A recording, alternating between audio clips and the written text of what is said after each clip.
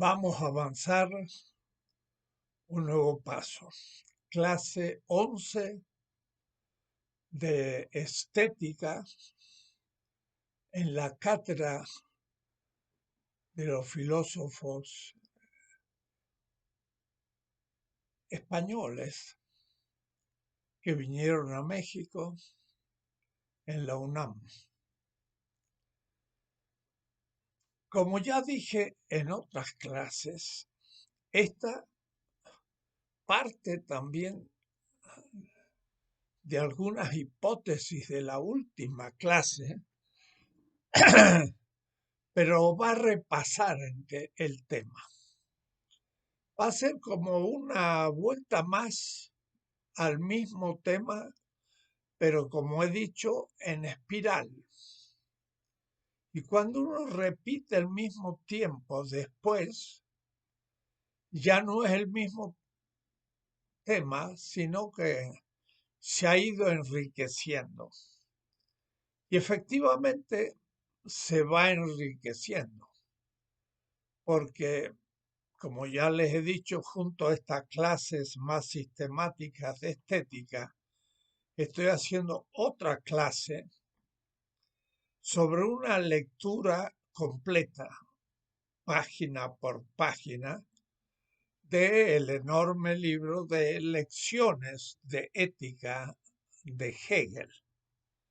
Una obra difícil, que yo inicié con unas hipótesis de lectura y que tenía duda si eran las correctas o habría que, al ir avanzando, corregir esas hipótesis, pero no, al contrario, y no podía ser de otra manera, se han ido confirmando en el sentido de que Hegel hace de la estética una verdadera teodicea. Los filósofos llamamos teodicea aquella parte de la filosofía que trata el tema de Dios. Claro, llamarle teología ya sería una actitud más creyente y dirigida a una comunidad de creyentes. El filósofo tiene que argumentar racionalmente para creyentes y no creyentes. Y por lo tanto es una labor intelectual, racional, argumentativa. Y a eso lo llamamos teodicea cuando trata el tema de Dios, sea para confirmarlo o negarlo según sea la actitud y la intención filosófica del que expone el tema. El idealismo de alemán tuvo una actitud filosófica profundamente en la línea de la teodicea, una historia como revelación de Dios en el devenir humano, una lógica que parte del ser como lo divino y en el fondo como Dios sujeto, una filosofía del derecho que también es la demostración al fin del Estado como la manifestación de Dios en la historia y, en fin, cada tratado va anunciando ese tema. Pero a un lector que no haya hecho el recorrido de la estética de Hegel, podría pensar que la estética iba a ser distinta. No, desde la primera página, la belleza es la idea, y la idea es el saber absoluto, y el saber absoluto es lo divino, por último, Dios. Y entonces desde ahí despliega todo su pensamiento, no fácil, pero con esta hipótesis que yo tomé, empezaba a poderse leer todo y empezaba a entenderse. Pero llega un punto, justo el que he llegado en esas lecturas que son parte de otro curso, en donde la cuestión ya es absolutamente central. Es en la segunda parte de la estética de Hegel, no cuando trata la belleza en general, sino que él llama las particularidades. En su argumento siempre silogístico, lo universal, lo particular y lo singular, las tres partes de su sistema, de su lógica, el derecho, de todo lo que Hegel hace. La segunda parte es la particularidad. Es lo particular de todos los movimientos estéticos. Y él lo describe a tres niveles, pero hace al mismo tiempo una descripción muy hegeliana, histórica. Y por eso la primera parte es la estética simbólica, el comienzo, los pueblos más primitivos, zoroástricos, iránicos, por supuesto, para nada América Latina ni América, sino el Medio Oriente, también va hacia la China y la India muy de paso. La segunda gran figura de la particularidad de la estética es la estética clásica, griega. Y la tercera, la romántica, es la simbólica, la clásica y la romántica. En el momento en que termina de describir la estética griega, es que entonces va a ser el pasaje, y en alemán se dice Übergang, ir por sobre, pasar, pasar de una totalidad a otra. Es la dialéctica, es el pasaje dialéctico de la estética griega romana clásica a la estética para Hegel cristiana. Porque el pensamiento romántico, que uno lo podría situar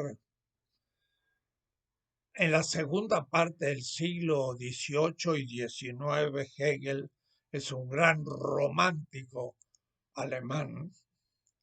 Uno podría pensar que es un fenómeno del siglo XVIII. No, no. Hegel llama la estética romántica a la estética que se inicia desde el cristianismo y culmina en Alemania en el idealismo alemán que Hegel opta y enseña, de tal manera que su pensamiento se inicia en realidad en el pensamiento cristiano y lo llama así.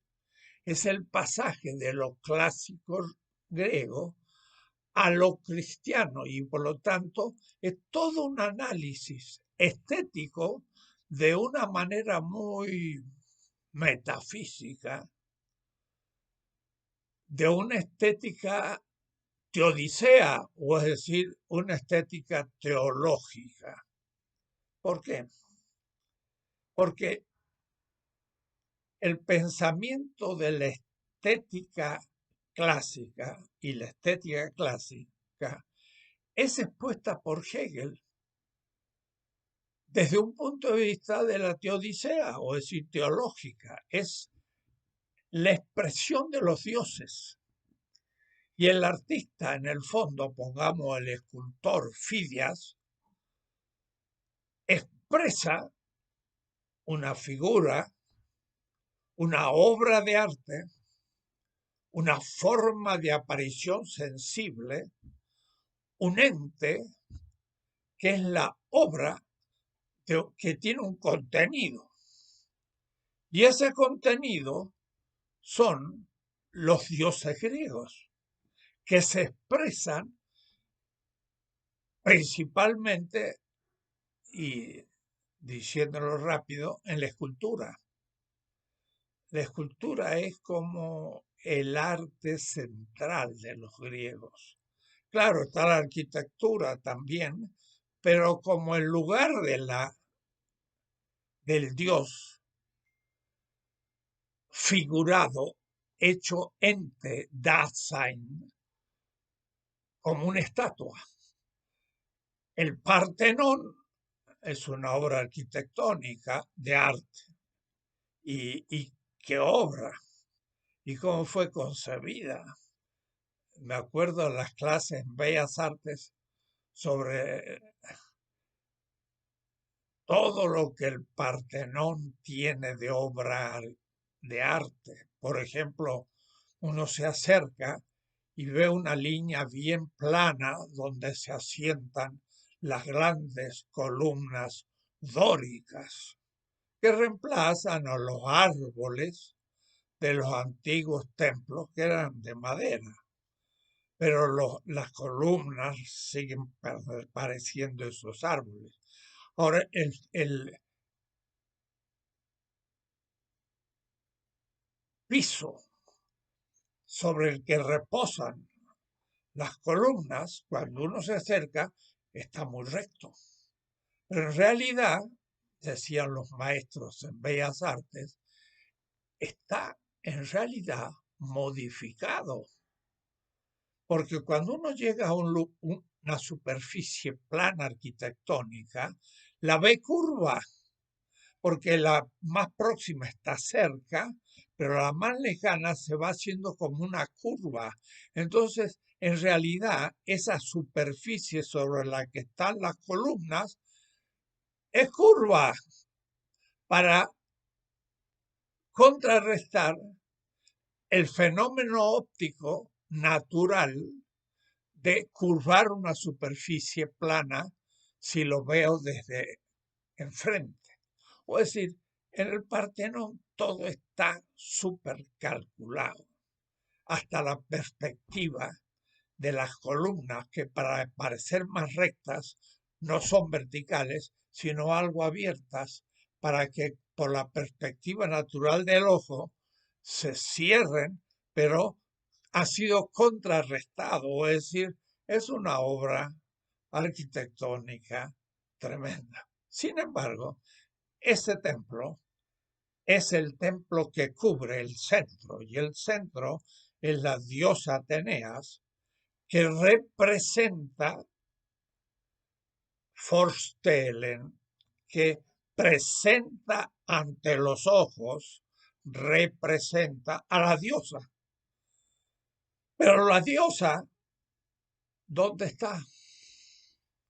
Está en los mitos griegos, que también han construido los artistas, porque también los artistas, no los más antiguos dioses, como la tierra, como el sol, como el océano, que eran grandes dioses de la naturaleza entre los griegos, sino después los nuevos dioses, que eran los antiguos, que ya se fueron antropoformizando. Entonces, Hegel va viendo cómo se transforman los primeros dioses en dioses antropomórficos.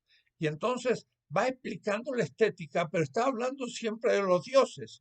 Y luego vienen los nuevos dioses, que son los ya en la época clásica, que van destruyendo, y hay una lucha de dioses. Y el artista que se inspira en esos mitos, que le agrega a esos mitos nuevas articulaciones, porque también el artista, como Homero o como sobre todo la teogonía de Hesíodo, teogonía es el origen de los dioses y su proceso, o es decir, que es una obra constructiva de la misma panteón, diríamos, de los mismos dioses griegos, ya son obra artística. ¿Y qué decir cuando esos son objetivados como arquitectura? Y después, claro, vienen los escritores que agregan esto, y sobre todo ya en la época clásica de la tragedia, donde entran ya los grandes poetas y escritores a empezar a modificar los mitos tradicionales, agregándole aspectos nuevos, o es decir, el arte clásico y para Hegel mucho más, es una verdadera teología, porque las obras que el artista representaba era todo el tema de los dioses. Claro que había un discóbolo y había algunas estatuas, diríamos así, seculares, pero las grandes eran teológicas. Ahora, ese mundo para Hegel empieza una disolución y él lo hace desde el punto de vista moderno de la subjetividad, porque para Hegel el Dios de la lógica de Hegel es una subjetividad absoluta sin determinación alguna, como un Dios antes de la creación, pero es un sujeto. Es el yo pienso de Descartes, pero hecho infinito. Y el pienso como saber infinito, el saber absoluto. Entonces, para Hegel, el hilo conductor de toda su estética es justamente esa manifestación subjetiva de los dioses que a su vez también encuentran en el ser humano la subjetividad creadora de la obra de arte. Entonces, hay una subjetividad absoluta. En los griegos hay una subjetividad de los dioses, que son muchos y no tienen sistema y no forman una totalidad y tienen características que él va analizando y que se objetivan en la obra de arte. Pero llega un momento, dice Hegel, en que empieza a caer eso en desuso. Y si hay alguna nota que Hegel muestra en esos dioses, es que esos dioses en el fondo le falta una subjetividad autónoma. Yo muchas veces cuando hablo de la experiencia cara a cara, uno mira a otra persona y al ver los ojos se da cuenta, como decía Sartre en el el rien, el ser y la nada, el mundo es la nada, en un sentido completamente distinto a su significado cotidiano. Pero en ese mundo, él dice, ¿cómo yo constituyo al otro? Porque tomo a otra persona y lo constituyo como objeto, y al constituirlo como objeto lo hago cosa. Y ese fue el tema que rumió con Husserl, Levinas, y del cual yo procedo en la estética de la liberación. Cuando yo miro el ojo de un ser humano, me veo mirado. Yo siempre digo, mire, si yo miro el ojo de un caballo, es un ojo grande, bello, redondo. Mira, pero no me veo mirado. Yo digo, es como un ojo de vidrio, extraño, cósico, no subjetivo. Cuando veo el ojo de un ser humano, casi ni lo veo al ojo. Me veo visto. Veo un ojo que ve, porque le estoy atribuyendo una subjetividad. Hay que hacer la fenomenología de eso. En el Être et Néant, el ser y la nada de Sartre, él dice, le miroir, la mirada cosifica al otro y no lo respeta como otro, sino que lo hace objeto. Justamente Levinas le va a dar vuelta al tema y ya veremos cómo. Hegel aplica exactamente eso para la estética griega. Los dioses empezaron a ser vistos como estatua y el contenido de ese dios estatua, obra de arte, bella, Tenía como contenido y referencia un Dios, pero ese Dios no tenía subjetividad, no tenía la autonomía la autonomía de la libertad. Estaba primero dirigido por el destino, la Nanke. Y esa Nanke pesaba sobre el Dios y le quitaba subjetividad. Tenía que cumplir con los designios de los dioses. Y es ahí donde entonces empieza lo que él llama disolución de la experiencia griega. Y en la estética, por leer 3 líneas, dice lo absolutamente universal en sí, del cómo en el hombre es consciente de sí mismo. Yo soy consciente y de mí mismo. Y esto es una realidad absoluta constituye el contenido interno del arte romántico. Y así su material inconmensurable es también toda la humanidad y el desarrollo conjunta de esta. O es decir, para Hegel,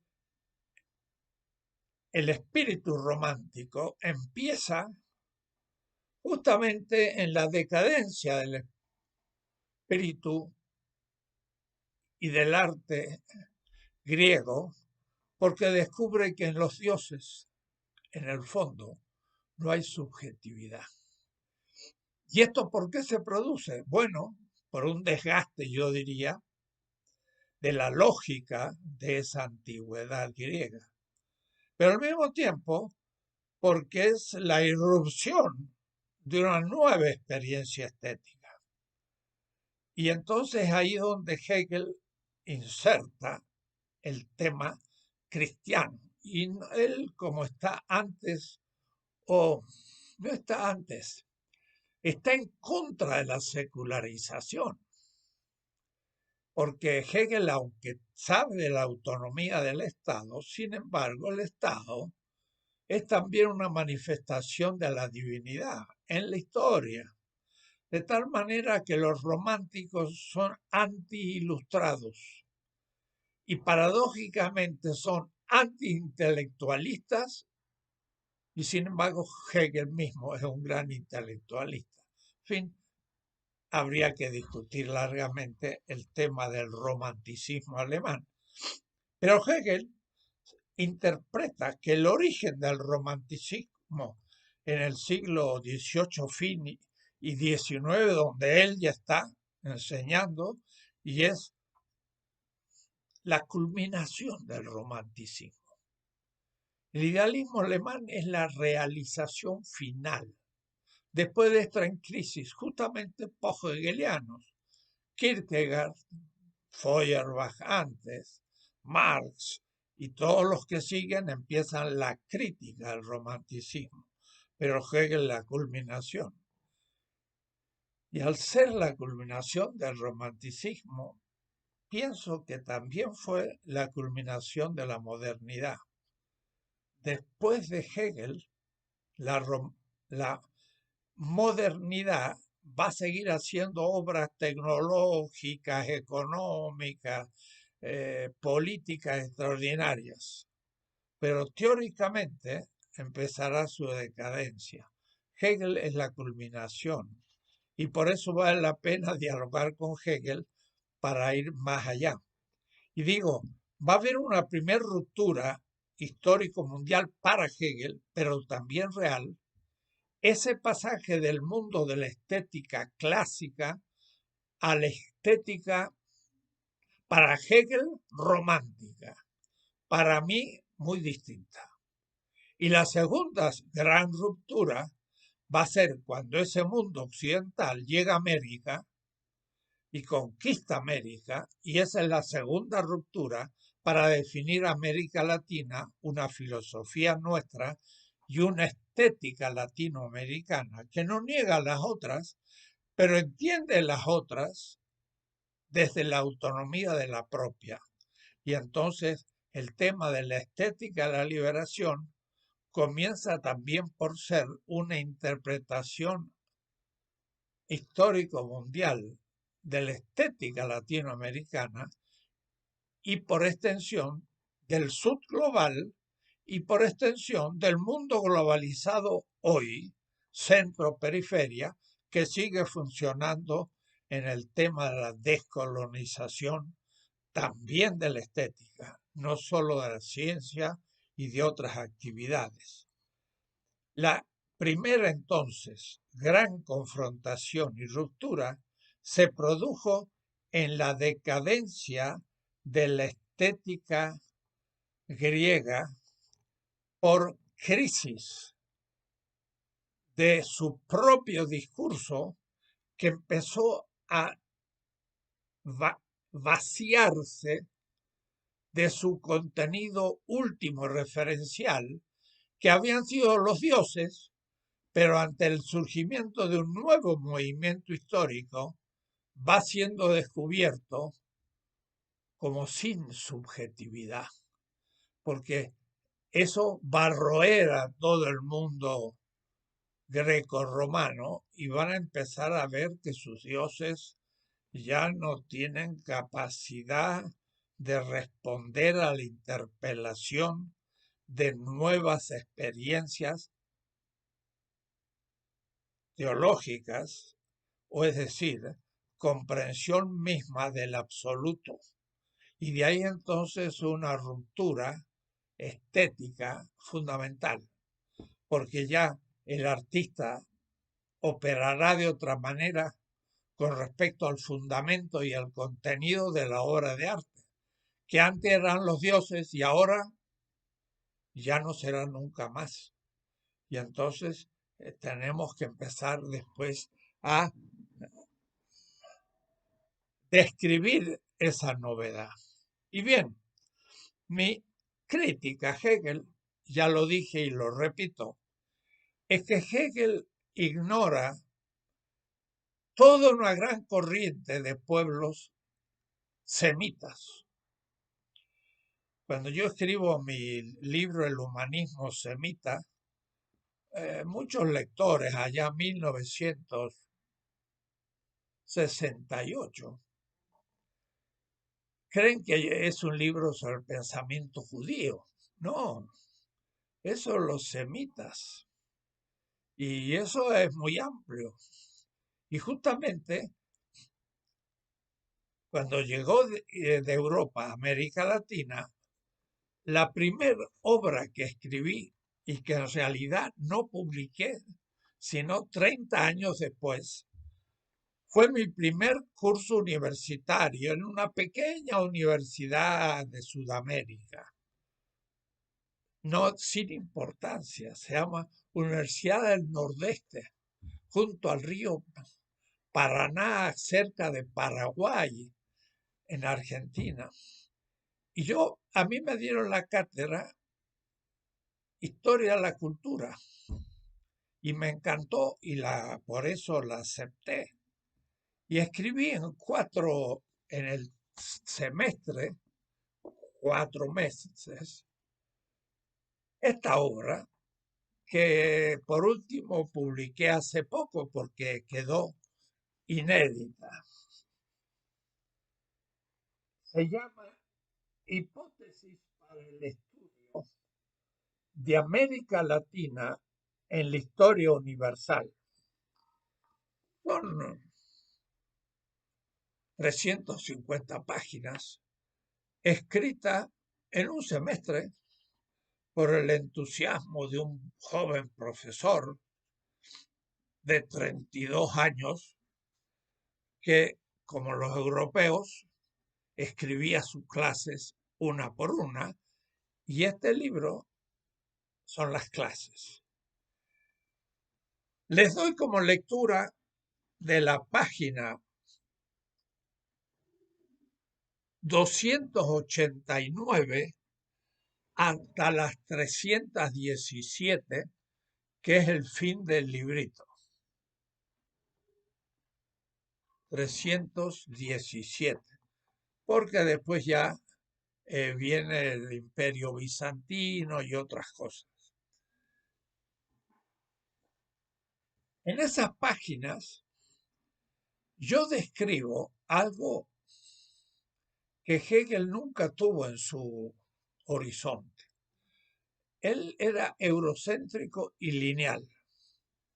La antigüedad, porque lo inventaron los románticos, esa manera de ver la historia eurocéntrica, ellos son los que lo inventaron, Novalis, Schiller, Scheler y Wittgenstein sobre el espíritu clásico griego, helenocéntrico, empezó a ser Alemania. La antigüedad, la Edad Media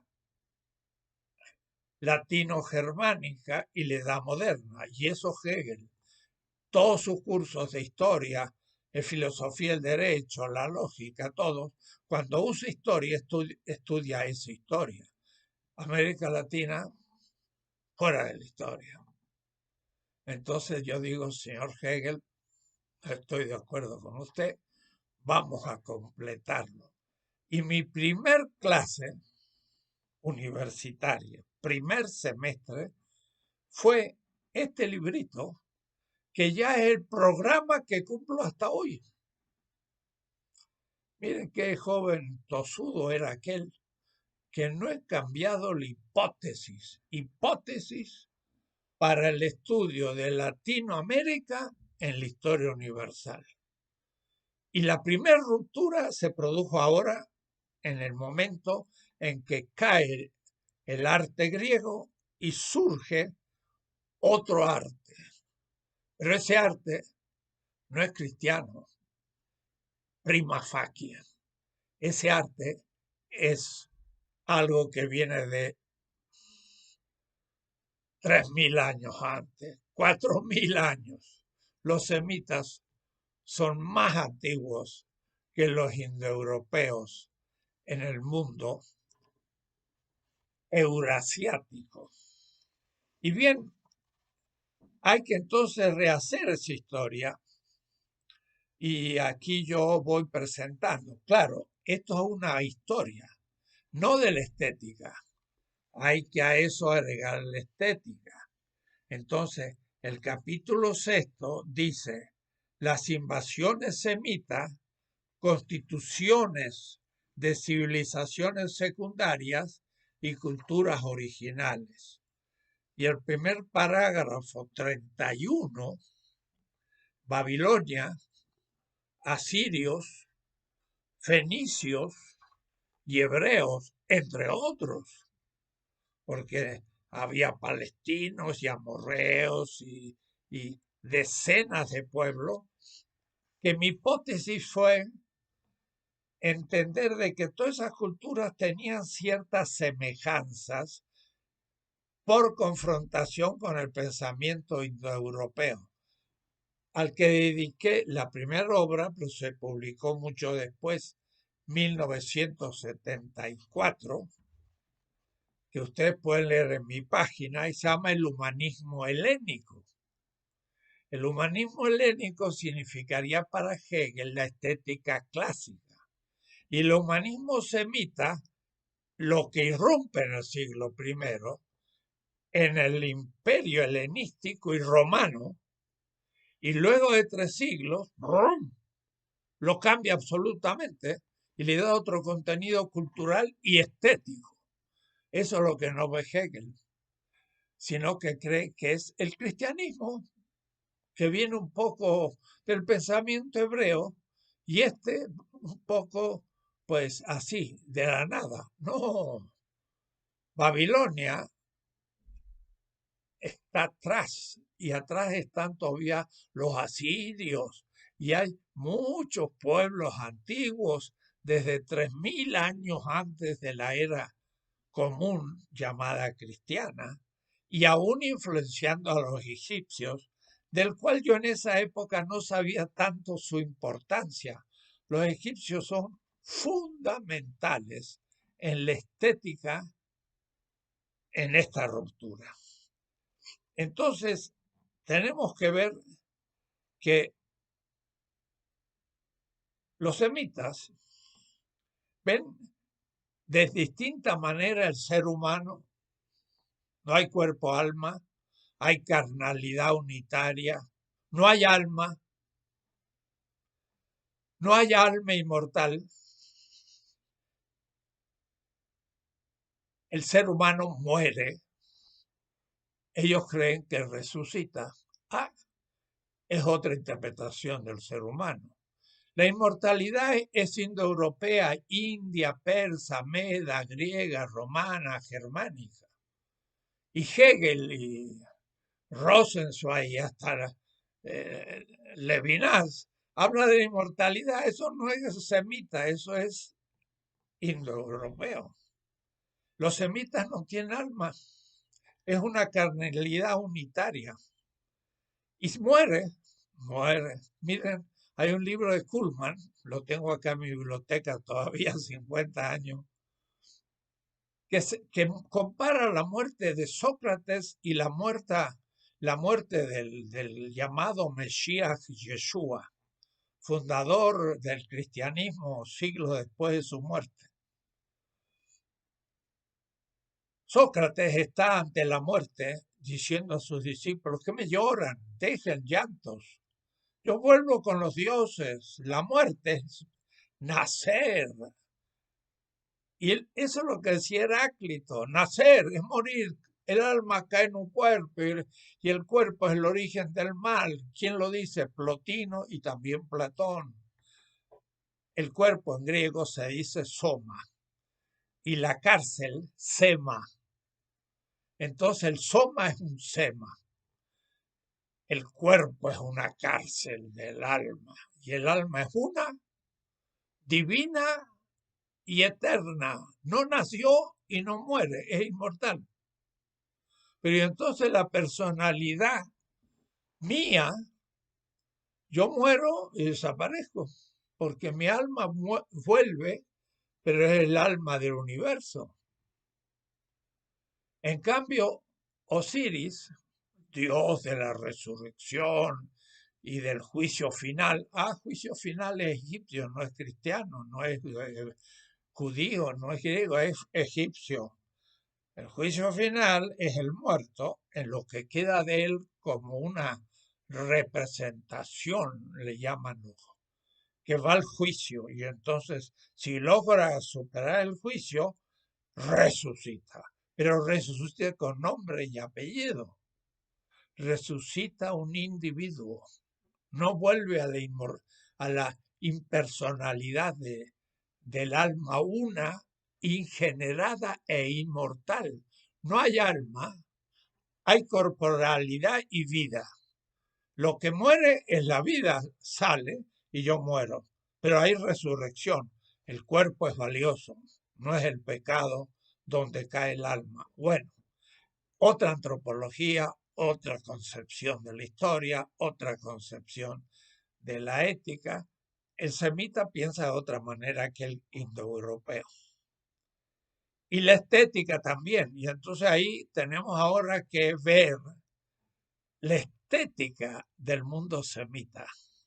Y eso poco se ha hecho. Y usted dirá, pero está muy lejos, profesor.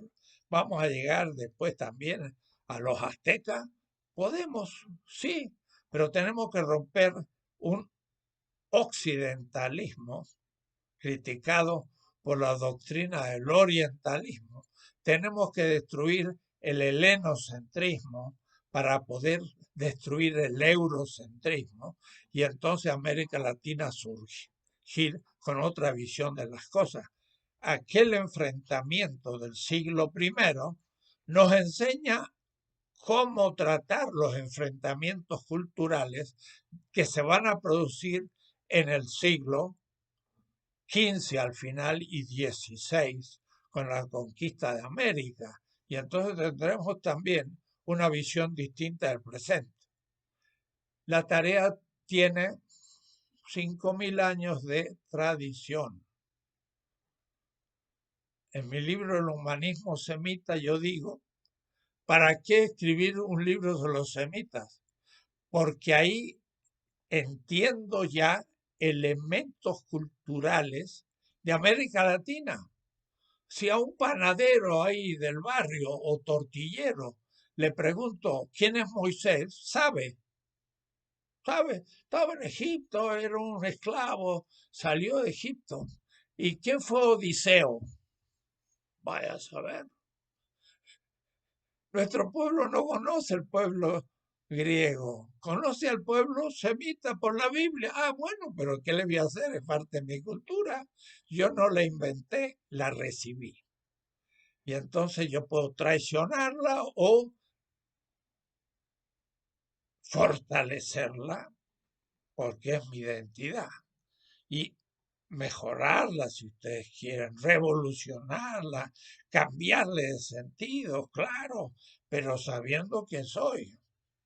Bien, entonces los semitas vieron las cosas de otra manera. El ser humano, la ética, la política, la historia y demás. Hubo un grupo semita entre la Mesopotamia y el Egipto. Yo necesitaría un mapa que ustedes lo vean, pero espero que por la guerra de Palestina y la guerra de Irak se acuerden algún mapa. La Palestina es un desierto. Gaza es una ciudad que tiene 6.000 años de existencia. Esta pobre Gaza que los israelitas tiran bombas y matan gente y no le dejan ser un estado independiente, es 3 veces más antigua que Jerusalén, Gaza, porque era Palestina, donde los egipcios para ir a la Mesopotamia tenían que pasar por el Mediterráneo y Gaza era un puerto del Mediterráneo entre Egipto y la Mesopotamia. Entonces, los palestinos eran pastores de un desierto muy pobre entre dos grandes culturas, las más grandes culturas y primeras del Neolítico.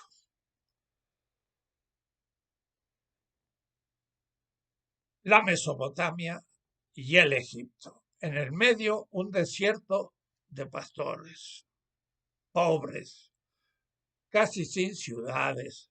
Jerusalén fue en el 1200 antes de la era cristiana construida, una ciudad muy bella con un pequeño reinado triunfante gracias a David y Salomón, pero rápidamente atrapada por los babilónicos y después por otros potencias, por último por los griegos y por los romanos que la destruyeron. En ese pueblo, entre esas dos grandes civilizaciones, surgió una ética, para mí, ejemplar.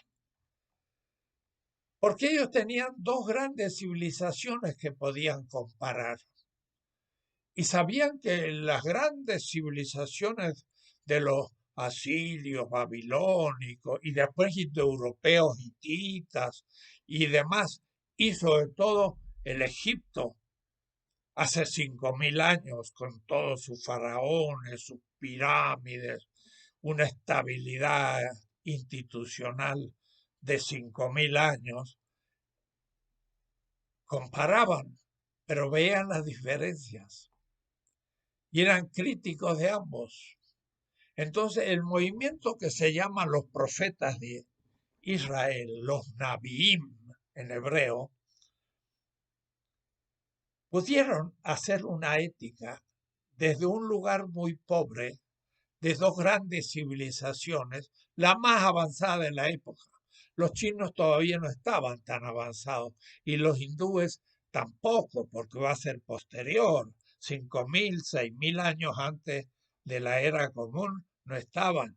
Y aún en América había ya ciudades, parece 2.000, 3.000 años antes de la era común o cristiana, aún en el imperio que después va a ser Inca, pero no llegaban a los 7.000 años una ciudad como lo hay en el sur de, de Siria. Entonces, estamos en un lugar muy especial. Y entonces ellos pudieron ver dos mundos y fraguar un pensamiento nuevo. Y un pensamiento que habitaba, como los mexicanos a Estados Unidos, eran extranjeros en, en los reinos mesopotámicos y eran también extranjeros en Egipto. Y entonces en el 500 los agarraron a la élite judía, o es decir, ya instalada ese grupo. Los judíos son palestinos y el hebreo es un dialecto palestino. Y ahora los judíos destruyen y dominan a los palestinos, pero son palestinos en el fondo, y entre una lengua árabe y una lengua hebrea, pues está como el francés y el castellano, muy parecido. Cuatro se dice arba, y muchas cosas se dicen igual, porque son los pueblos originariamente iguales. Entonces, ellos pudieron elaborar una ética crítica en el centro, porque vieron la riqueza de unos y las injusticias de unos, y fueron llevados en cautividad las élites de Jerusalén en el 500 y tanto antes de la era común, como exilados en Babilonia, y vivieron ahí. Y entonces hay un cuento que dice, o un relato bíblico, que, que había un fuego y tres jóvenes fueron rodeados por el fuego y el fuego no los quemó.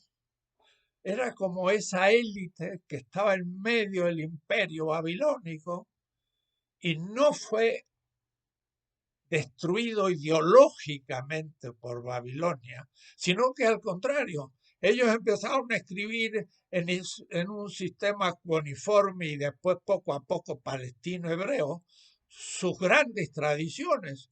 Y como estaban en el extranjero, quisieron recordarlas y no olvidarlas. Y entonces por eso escribió un libro tremendo, que todavía es muy grueso, y dijo un presidente que lo había leído, pero es falso porque nadie puede leer la Biblia entera. Entonces se vio que ni la leyó porque no se dio cuenta lo que decía. Pero en fin, eso fue escrito allá, hace 25 siglos de exilados. Pero también estuvieron en Egipto, según ciertas tradiciones míticas, porque Moisés, Moshe, suena como Ramsés. Moshe es un nombre egipcio, quiere decir que pudo ser un grupo egipcio que se alió a Egipto.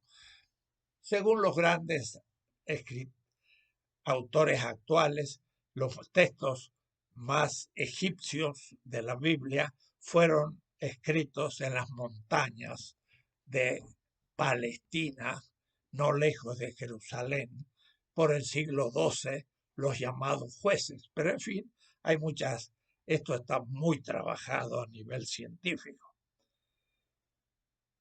Ese pueblo cultivó al comienzo un dios local. Era el dios de un grupo de 12 tribus. Y le llamaban Yahvé, o le llamaban Ali, le llamaban su dios. Y ya todo un libro, y yo cito en mi obra El humanismo semita, como ese dios nacional que admitía que cada uno de los otros pueblos tenía sus dioses. Cuando fue al exilio, empezó a ser fiel a su Dios en medio de tantos dioses babilónicos. Y si había un gran relato del origen del ser humano y del mal de Gilgamesh, entonces escribieron otro mito que es el mito adámico, pero el mito adámico de Adán y Eva no se entiende si no se entiende el mito de Gilgamesh que está corrigiendo. O es decir, si yo leo el mito adámico no entiendo nada. Tengo que saber qué mito está corrigiendo, que era babilónico, el mito de Gilgamesh, del ser humano originario, y así todo, ¿no? Lo cierto es que estando fuera de Israel y en Babilonia, empezó la diáspora. O es decir, ese pueblo se dispersó no solamente en Babilonia, sino fue a otras ciudades del imperio babilónico. Pero después el imperio babilónico cae y viene el imperio persa y entonces ellos se distribuyen a las ciudades. Y Kautsky, este marxista bien ortodoxo alemán, Kautsky, el marxista, dice, en realidad el pueblo judío es un pueblo de comerciantes. Y es verdad, tiene 25 siglos de ser un pueblo comerciante. Por eso hoy Wall Street está en manos en gran parte de judíos. No es un insulto, es una realidad, porque era una religión urbana en torno a un libro escrito para recordar la historia de ese pueblo que empezó a adorar el mismo Dios en todas partes. Primero de los babilónicos, después de los siguientes, y después de los persas, y después de los griegos, y después del imperio romano, y había judíos por todos lados. Judío era una de las tribus de Judá, había otras, samaritanas, etc. Puede decir que el Dios nacional pequeño de Jerusalén y de esa región tuvo la experiencia de empezar a ser adorado en todas partes y captó el tema del universalismo de ese Dios. Lo escribo eso lentamente en mi libro y explico cómo deviene un Dios universal, el Dios de Israel. Pero ese es el Dios que ahora choca con el mundo griego. Ya los judíos estaban muy prácticos en vivir entre los babilónicos y seguir siendo judíos, y vivir en Nínive y ser muy judío, y ir entre los persas, que era una religión indoeuropea completamente, y seguir siendo judío. Y entonces surgió ahí una secta, un grupo, que como tenía su libro y recordar su libro y cumplir sus tradiciones era la esencia de su religión, eso se llamó la sinagoga, y los maestros de esa ley eran los rabinos, y se universalizó. De manera que piensen ustedes, cuando los judíos entraron al Imperio Romano, produjeron una conmoción, pero mucho más cuando una secta judía, o si ustedes quieren, un grupo judío, en la época de Yeshua de Nazaret. Yeshua es el nombre hebreo de Jesús.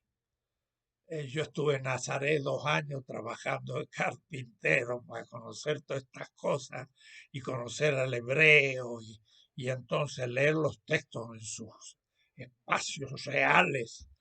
Una experiencia de juventud. Después de doctor en filosofía me pasé 2 años en el Medio Oriente.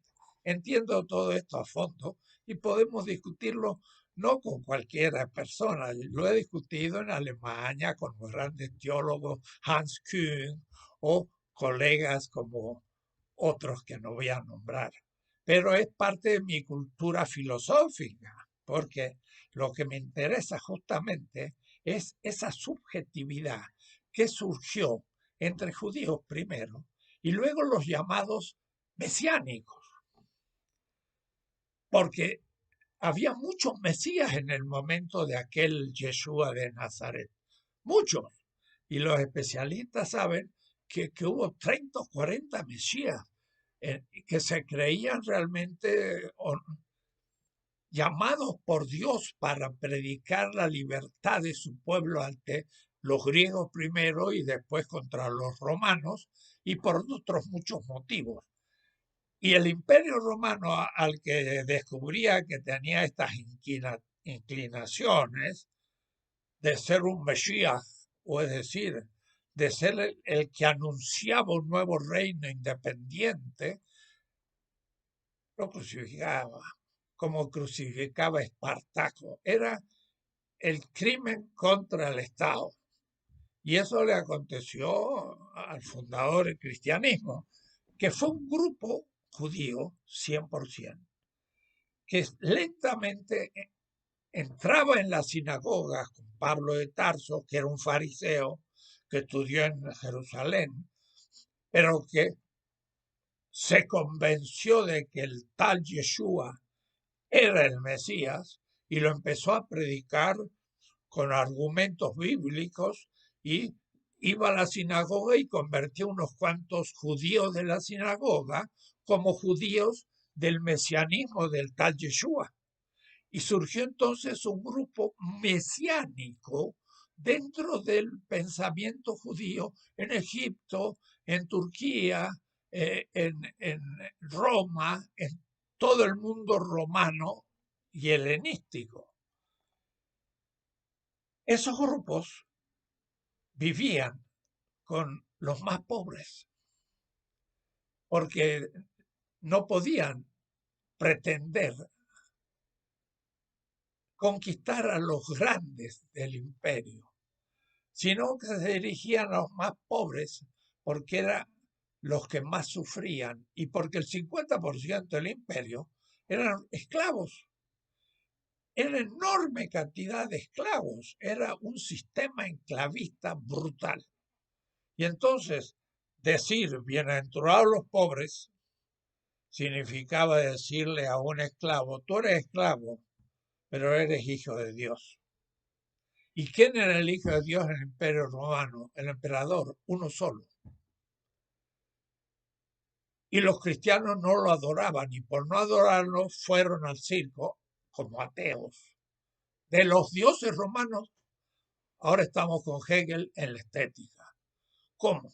Los cristianos eran ateos de todos los dioses romanos y los dioses romanos eran el contenido de la obra de arte.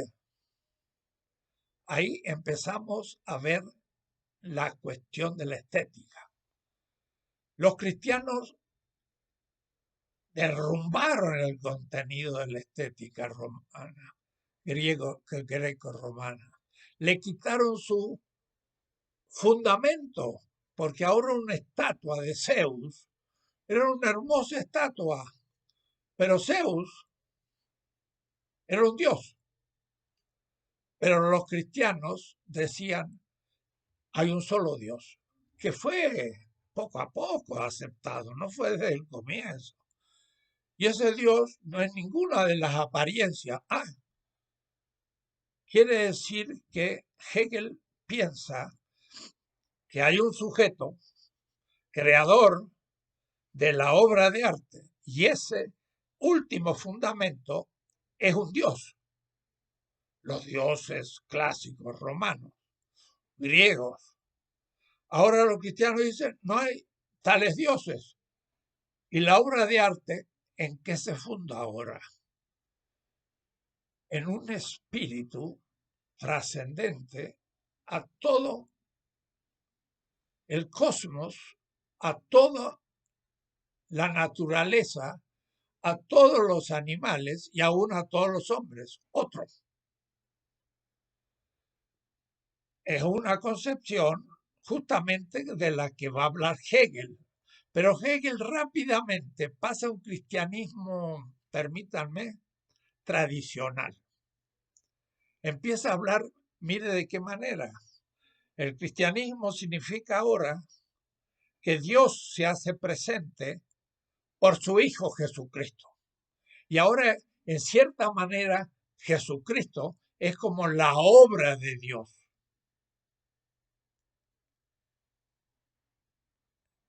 Se anticipa al tema antes de plantearlo.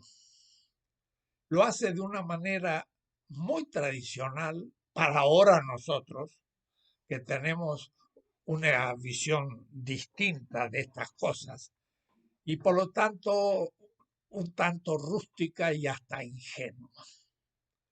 No les voy a explicar todo eso, pero les voy a explicar la otra versión. Los cristianos, al proponer el absoluto, del cual parte Hegel como saber absoluto, pero lo plantea como una subjetividad vacía, y eso ya empieza a tener problemas para un cristianismo aún originario, porque eso sería así una subjetividad absoluta, pero no vacía, sería llena, llena de contenido. Y la creación, bueno, no voy a plantear todos los temas que esto supone, pero sus efectos estéticos son de pronto que para esos cristianos, primero se les caen todos los dioses. Y entonces, miren, ahí es donde les recomiendo la lectura de mi libro, porque en un momento de este libro tomo algunos ejemplos, pero hay algunos notables. En el 170, 150, unos cristianos que han estado en Roma, en Grecia, que han estudiado también con filósofos como Tasiano, escribe un libro, Horacio Adversus Grecos. Significa textos o contra los griegos. Y dice en un momento, el sol y la luna fueron hechos por causa nuestra. Luego, ¿cómo voy a adorar a los que están a mi servicio? Es un argumento racional. Claro, habrá que ver, pero ¿cómo voy a declarar como dioses a la leña y a la piedra? No es, oh griegos, nuestra alma inmortal por sí misma, sino mortal. Muere, en efecto, y se disuelve con el cuerpo, pero resucita nuevamente con el cuerpo a la consumación del tiempo. Si yo leo esto a un cristiano hoy, voy a decir, ese es anticristiano. Pues no, es un padre apostólico, tasiano.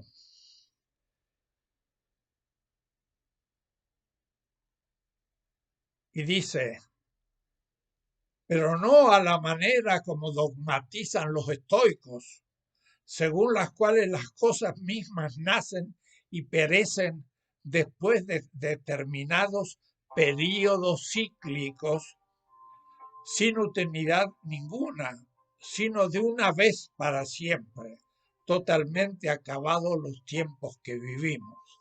Entonces tienen también una visión muy particular de la historia, y entonces ahí habrá que revisar todo, porque esos cristianos eran enviados a,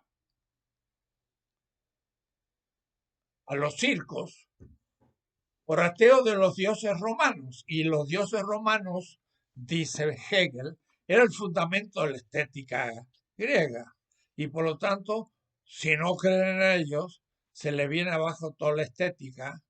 ¿Y cuál será ahora la obra de arte a hacer si la escultura representaba a un dios que ahora ya no se puede sostener? Entonces, la escultura entra en crisis, igual que la pintura, pero no la arquitectura, no la música, no muchas otras artes que se potencian. Pero para ver aún más, miren lo que dice este Tasiano en el discurso contra los griegos. Entre nosotros, emperos, no se da la ambición y gloria, y por esto no se multiplican las doctrinas. Y filosofan no solo los ricos, sino también los pobres. Todos los hombres que desean filosofar acuden a nosotros, que no examinamos las apariencias ni juzgamos por su figura a los que se nos acercan, porque pensamos que la fuerza de la inteligencia puede darse en todos, aunque sean débiles en su cuerpo. Ahora bien, todo esto que yo les digo, no porque lo haya sabido de otros, ya que he recorrido muchas tierras y profesado con vuestros maestros de vuestras doctrinas filosóficas, y he podido examinar muchas artes e ideas, y por fin, viniendo a Roma, pude contemplar detalladamente la variedad de las estatuas por vosotros allí exportadas. No trato yo, como hace el vulgo, de confirmar mis doctrinas con ajenas opiniones, sino que solo quiero escribir sobre aquello que yo personalmente he comprendido. Por ello, justamente, dando un adiós a la altanería de los romanos y a la fría palabrería de los atenienses y a los desconcertados discursos de vuestra filosofía, me adherí finalmente a nuestra filosofía bárbara. Así llamó al mesianismo surgido en Israel y ya en el 170 presente en todo el Imperio Romano, porque los dioses iban siendo ya destituidos de su dignidad, y los pobres y oprimidos, que era la mayoría del imperio, iba escuchando estas novedades. Y entonces dice: tales son las cosas, oh helenos, que para vosotros he compuesto yo, Tasiano, que profeso la filosofía bárbara, nacido en tierra de asirios, formado primero en vuestra cultura y luego en la doctrina que ahora proclamo. Ese es el golpe, es el momento en que surge una nueva estética, es la destitución de la divinidad de los dioses y por lo tanto de la expresión artística de ellos. Debo decir que no se habla de la belleza ni de la técnica ni el significado de esas estatuas. Pero claro, uno ahora las puede ver en el Louvre, en el Museo de Berlín o en el del Cairo, y ve hermosas figuras, estatuas. Pero en su tiempo no eran estatuas, eran dioses. Y entonces fueron destituidos de esa divinidad. Y por eso que se produce una verdadera crisis estética, porque ya lo que Hegel llama sustancia, lo que llama el contenido, es ahora destituido. Hay una defetichización de todo el fundamento de la estética, y por eso vuelvo a repetir, los cristianos, que son los mesiánicos, van a los circos acusados de ser ateos de todos los dioses romanos. Pero al hacer eso, destituían a la obra de arte, como digo, de su fundamento, pero más. El emperador era al fin el único Dios que era obligado todo miembro del imperio de adorar, porque en la enorme cúpula de medio punto, fantástica obra arquitectónica romana que los griegos nunca lograron hacer, donde se instalaban todos los dioses de todos los pueblos que el imperio conquistaba y por lo tanto decían, no destruimos los dioses de ustedes, los ponemos en el panteón y ustedes pueden adorarlo. Pero hay un Dios que no se pone en duda, es la divinidad del emperador. Y como ya dije, su nombre era el puente entre los seres humanos y lo divino. El pontífice, ponte, es puente, el que hace de puente con los dioses. Pero estos críticos nuevos dicen, para mí el imperio romano no es divino y tampoco el emperador. Ah, entonces van a los circos. Y era un castigo político-teológico.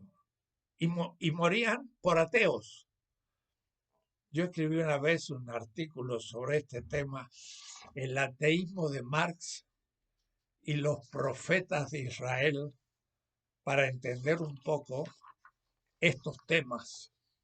Entonces, ahora, la belleza natural es considerada como natural, pero ya no en el sentido de ser meramente la expresión de un Dios, sino que era, por el contrario, la creación de un Dios y mostraba la belleza natural, la belleza trascendental de su creador.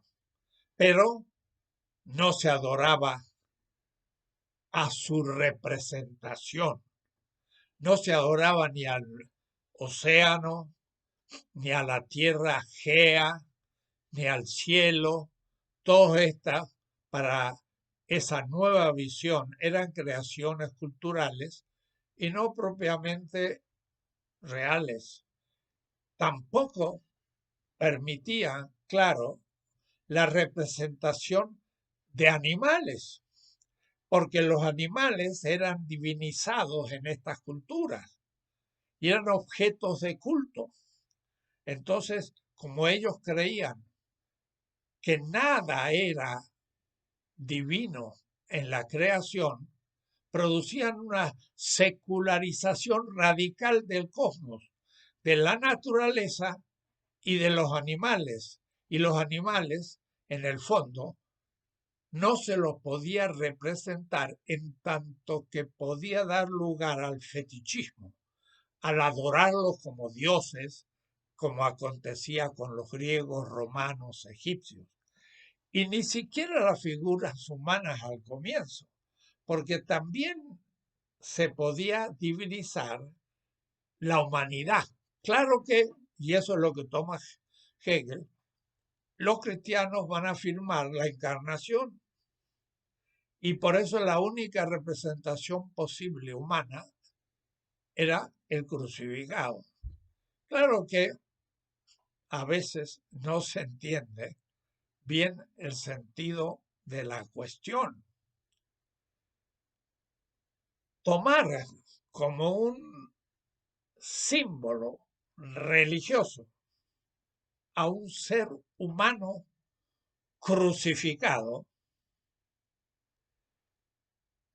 es como una contradicción, porque la crucifixión, como la de Espartaco, es un castigo político de levantamiento contra el imperio, es un castigo. Tomar a ese castigo como el símbolo de la nueva visión estética del mundo parece una contradicción. ¿Cómo usted está haciendo evidente el hecho de que su fundador o experiencia originaria sea un criminal porque mereció el castigo. En esa contradicción se encuentra un tema central de la estética de la liberación, no solamente latinoamericana. El poder ver belleza en un crucificado. Y en esto habrá que después preguntarle a Teresa de Ávila estas cosas, porque ella, mística, estaba enamorada del crucificado. Y en alguna estatua de Bernini está el rostro de Teresa embelesada,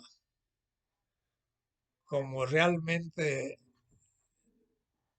alguien ante el amado, y sin embargo está crucificado. Pero justamente ahí hay una nueva estética, porque el crucificado es también el dolor de la humanidad. Y ahora se representa y presenta como con dignidad divina y respetable el dolor del oprimido, del pobre, del ignorado, de lo que Levinas va a llamar la exterioridad, el no ser, diría Parménides contra Parménides. La estética de la liberación va a ser una revalorización de la belleza en la aparente fealdad de aquel que sufre la injusticia en la historia.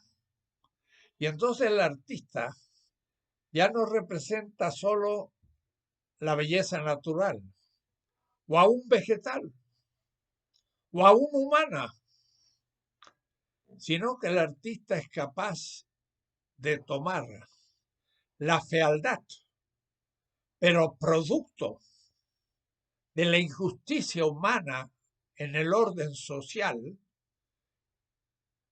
y transformarlo en una interpelación, de tal manera que el arte permite comprender aquello que ni siquiera es bello, pero debería serlo en el sentido de que eso que se ve es injusto y hay que superarlo. Puede decir, es una negatividad que interpela la responsabilidad de transformarlo. Y eso entonces va a estar ligado a una estética, ética, política, crítica. Y ahí entonces la criticidad de la estética, pero de la obra de arte, de la artística, nace como una novedad. El artista es como un, permítanme, Mesías. Hay que leer ahora después a Walter Benjamin para entender el mesianismo del cual habla Benjamin. Pero el Mesías es un ser humano consagrado justamente para oponerse a la injusticia y fetichización de un sistema. Y el artista puede mostrar el futuro como crítica al presente injusto.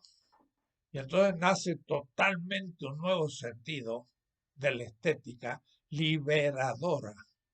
Puede decir, al pobre esclavo lo pinta en toda su dureza de esclavo, pero en sus ojos me está mirando y me está diciendo, soy esclavo porque no has luchado por mi libertad. eres responsables de que no sea esclavo. Y el pintor pinta. Y justamente, como dice Pinta, ¿por qué el pintor no pinta angelitos negros? Ahora que estamos en una lucha antirracista, ¿por qué el negro es el mal? ¿Por qué los diablos son negros? Y entonces el artista dice, pintor, ¿por qué no pintas angelitos negros? Y si los pintaras, llamarías la atención, pero sería crítico. Ah, los angelitos pueden ser negros. ¿Cómo que no? Igual que blancos. Los faraones eran negros. Y como dije en la clase pasada, el poeta que dice al comienzo del Shira Shirim que me bese con los besos de su boca, que es el amor a una persona del otro sexo, en el sentido pleno que he explicado de que lo bello es el descubrimiento de la realidad misma en tanto origen de la vida y no de la muerte. La misma muerte pintada puede ser una interpelación a la vida y por eso se vuelve crítica. Eso Hegel no pudo verlo porque entró a una visión completamente tradicional del cristianismo. Y claro, esto supone un cambio en la estética. Al comienzo de este impacto contra los griegos, fue una especie de no expresarse más con escultura, aunque surgieron prontos. Surgió muy rápido en el segundo siglo, el buen pastor. El buen pastor con una oveja. Y entonces ya era la representación crítica, porque era un pastor, David, pero profeta, crítico. Y llevaba a la oveja que se había perdido y la salvaba, le daba vida. Entonces, son aceptados algunas esculturas, pero no muchas. Pero realmente la intención del primer tiempo de los mesiánicos fue, por ejemplo, la estética del banquete. El culto de los primitivos mesiánicos, como eran muy perseguidos, no podían hacer reuniones públicas y se reunían en los cementerios para que ahí no los buscaran los soldados romanos. Y entonces aún sus textos, su estética literaria era completamente simbólica, como el Apocalipsis, pero no porque le gustaran los símbolos solo, sino porque era un lenguaje en tiempo de persecución. Entraba un romano a la tumba donde había 20 personas juntas y decían, ¿qué están haciendo ustedes aquí? Y bueno, nosotros estamos conmemorando a los muertos. ¿Y de qué hablan? Del mal. 6, 6, 6. El soldado diría de esto, tan locos, y se iba. El Apocalipsis son puros grandes símbolos. ¿Por qué el 666? Porque el número perfecto para los egipcios y también para los semitas era el 7. El candelabro tiene 7 velas. Y el 7 es un número mágico porque es un número primo, no se puede dividir por dos, y tiene en la Cabala judía, que es la continuación de la teología matemática de los egipcios, el 7 fundamental, es la perfección. Pero el 6 hace 1, 2, 3, 4, 5, 6 y no llega al 7. Y empieza de nuevo, 1, 2, 3, 4, 5, 6 y no llega al 7. Y vuelve de nuevo y no llega. El 6 es lo inacabado, es el mal. Entonces, el Apocalipsis, que es el último libro del llamado Nueva Alianza, es un libro simbólico completo. No se entiende nada si no se entiende de qué están hablando y cada símbolo que significa es un texto simbólico, completamente hermenéutico y hermético, y entonces el imperio no sabía de qué estaban hablando. Decían el dragón y la bestia. Están hablando del zoológico. Pero el dragón era el demonio y la bestia era el imperio romano. Y la bestia comía a los mártires y su estómago estaba llena de la sangre de los testigos de la no divinidad del imperio. Y entonces eso no se entendía nada. Una obra de arte literaria, simbólica, en tiempo de persecución política. Una estética nueva. Todo esto habrá que irlo trabajando porque entonces empieza la crítica estética al mundo dado. Es una crítica destructiva de la estética grecorromana y, y por lo tanto una revalorización del esclavo, del pobre, de la mujer, del extranjero, porque el pueblo mismo, hebreo primero, pero cristiano después, tenía un mandamiento. No te olvides que fuiste extranjero en Egipto. Es el otro del sistema político. Y de ahí entonces que se concibe la comunidad. Y en este punto sí Hegel va a trabajar el tema de la comunidad. La izquierda hegeliana va a salir también de Hegel. Y por eso Schelling dice, en el fondo Hegel tiene al padre como el ser, al hijo como su expresión, y justamente la estética es la expresión del padre, es la obra de arte en la persona misma de Jesús. Y por eso empieza con la vida de Jesús en la estética. Es como la obra del Padre. El verbo se hace carne. Pero después se hace pueblo y ahí viene el Espíritu. Y entonces Schelling dice, pues es el Padre, el Hijo y el Espíritu Santo. Es una visión trinitaria de la realidad. Sí, eso es Hegel.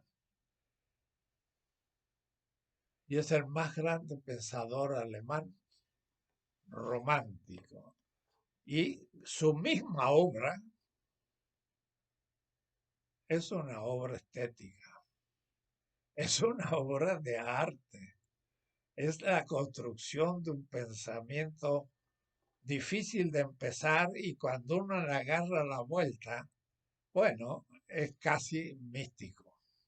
Y de ahí entonces que ya para una visión crítica, la belleza ahora va a poder ser descubierta en ese pobre, en ese esclavo, en esa viuda y en ese extranjero, que es el no ser, la basura, lo ausente, va a ser ahora el objeto realmente del acto ético político y también de una nueva estética que va a recuperar no la belleza de la élite, sino la belleza del pueblo. Y el concepto pueblo, ham, en hebreo, laos, en griego, koinonía, comunidad, Hegel la capta adecuadamente.